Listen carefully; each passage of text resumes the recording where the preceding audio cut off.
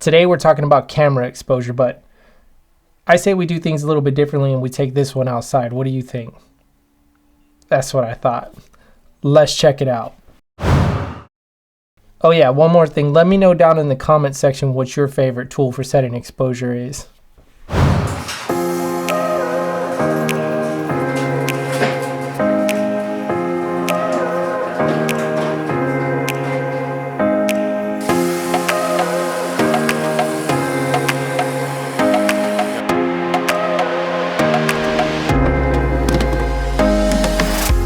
All right, what do you think, cool guy? You want to go do some fishing? Yeah. Yeah. That's my son Jaden. That guy right there. This is his first time on YouTube, so he's a little shy. Let's go do this.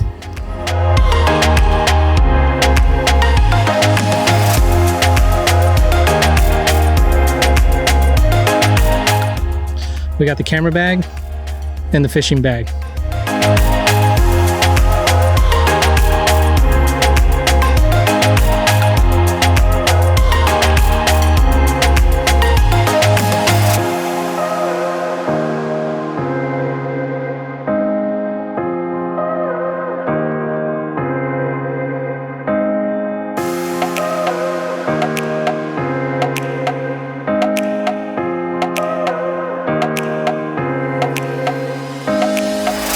So getting proper exposure is extremely important to your videos. Without proper exposure, it can totally cause your videos to look amateur and maybe even cause people to click away. But there are some other benefits to having proper exposure as well, because your camera sensor is designed to be properly exposed. So if it's not, then you can have different color cast issues and things like that. Or if your image is underexposed and you have to raise it up in post, then you can get a lot of unwanted noise and things like that. Now, there are creative decisions of when you might want to underexpose or overexpose, but we'll get into that a little bit later. But in this video, I'm going to show you guys some of the best methods that I've learned to be able to get proper exposure.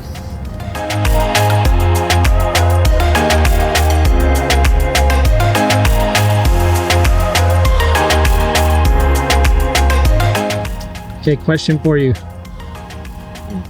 If I fell in the water and you saw an alligator coming after me, what would you do? Yeah, speak up. I don't know. You don't know? Well, it might not be very wise to jump in there. So maybe I could scare it away. So you're saying if an alligator was out to get me, you'd just let me be in the water? I'd probably chuck the cooler at it.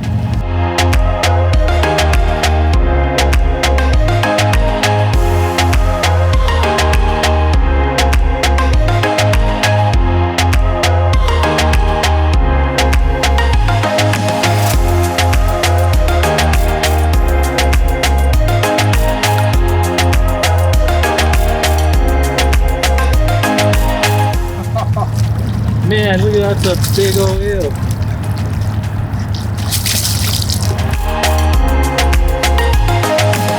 One of the first things that people learn how to use outside of the exposure meter is zebras. That's what I first started with, and zebras will show you what's blown out, things like that, and keep you from overexposing your highlights, but it won't show you where the rest of your image is at. Some cameras do have the ability, like mine does, to be able to lower the zebra value enough to where I can see where skin tones are at, and that's helpful, but it still won't show you where the overall image is at.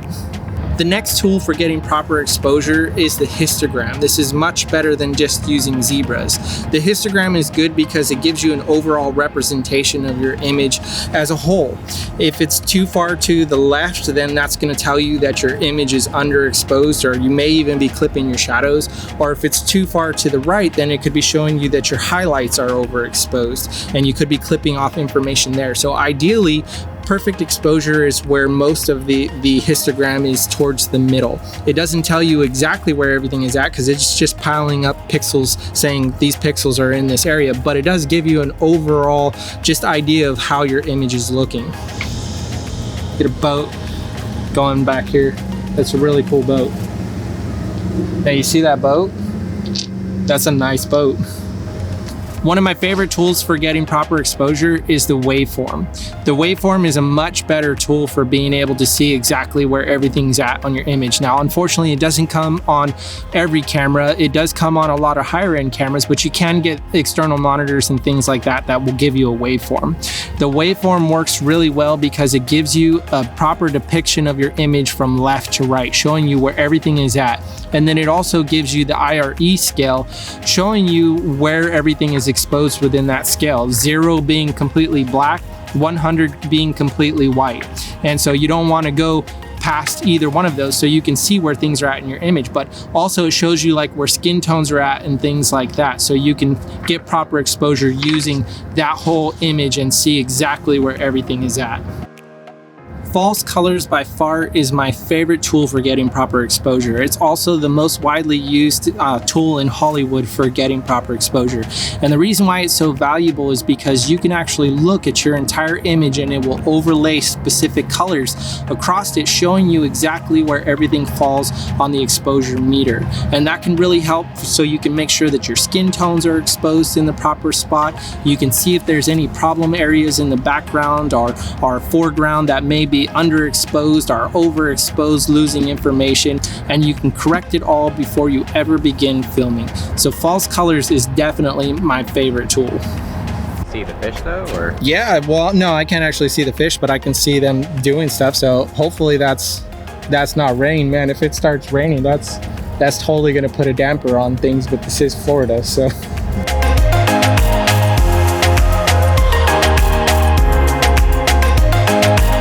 Now, exposure can be very subjective and can also be very creative. The first part you want to learn is how to get proper exposure, but once you get that down and it will become second nature, then you can use it as a creative tool. There may be times that you want to underexpose your image.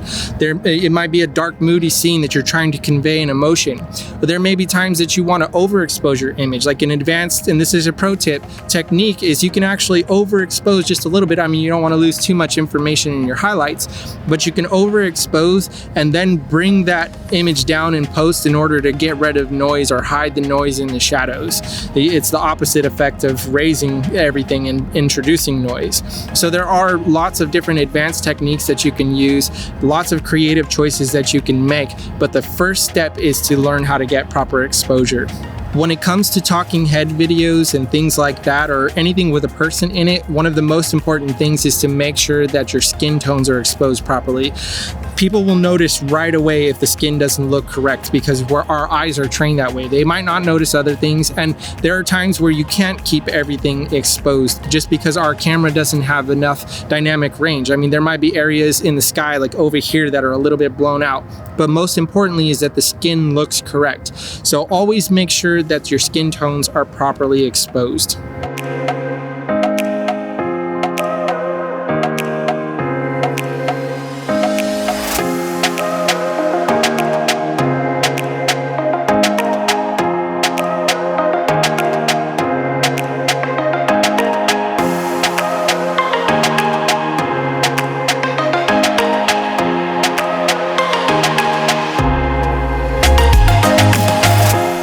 Alright, so just as a recap, once you move past using the exposure meter, most people tend to get into using zebras. Zebras is a great way to be able to see where your highlights are at and things like that. Just about every camera has both zebras and histogram. But you can see where your highlights are at, and if your camera allows for it, then you can adjust down to be able to set things like skin tones and stuff like that. But it won't show you where your shadows are at. Then you have the histogram. The histogram is a great way to see the overall image exposure. If things are in the middle, then it's a good indicator that you have decent exposure. If it's too far to the left, you're underexposed. If it's too far to the right, then you're overexposed. Then you have waveforms. Waveforms works off the IRE scale, or the Ansel Adams zone system. It goes from 0, which is pure black, to 100, which is pure white. You don't want anything going past either one of those because that means you're clipping information. Then going from left to right, you can see where your overall image is at, and you can see any kind of problem areas. Anything that's going over, you want to adjust for.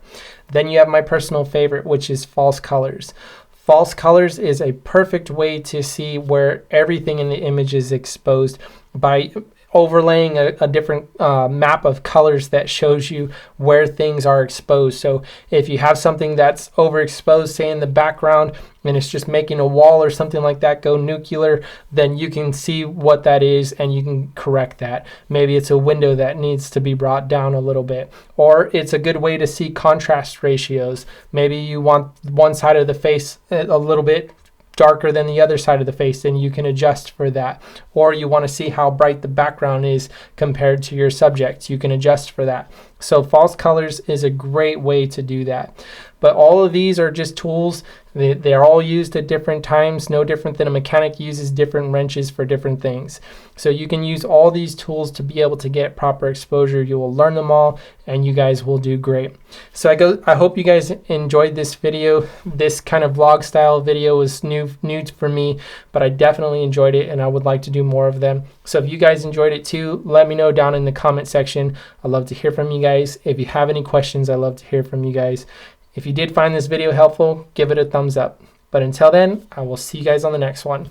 Thanks for stopping by.